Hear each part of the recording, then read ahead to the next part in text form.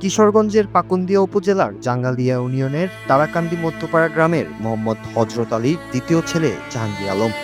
তিনি বাংলাদেশ সেনাবাহিনীতে mace waiter হিসেবে কর্মরত ছিলেন।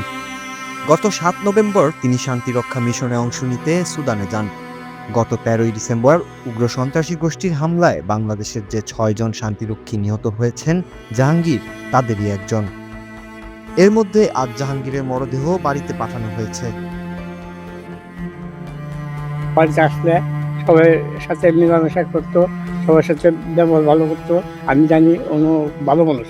এই ছেলে ভালো ছিল, তার বাপের একমাত্র ভরসা এই ছেলে ছিল।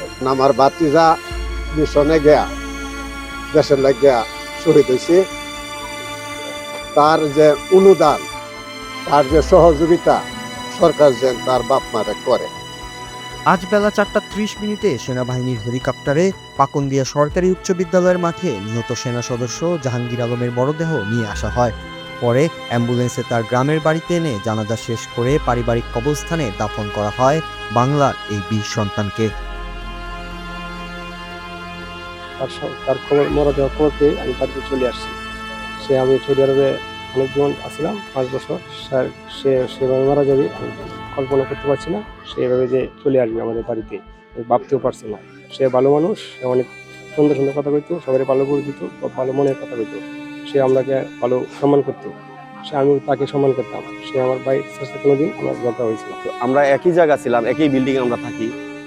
এইভাবেও এই অল্প বয়সে সে মারা যাবে, যে বাংলাদেশ সেনাবাহিনী কখনো কাম্য করে নাই। আসলে আমরা কখনোই ভাবি নাই যে এরকম একটা ড্রোন হবে শান্তিরক্ষী উপরে। ৩ ভাইয়ের মধ্যে জাহাঙ্গীর ছিলেন মেজো।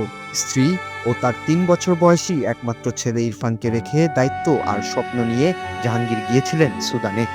প্রায় ১১ বছর ধরে তিনি সেনাবাহিনীতে কর্মরত ছিলেন। Noor Raju, Bangla TV, news desk.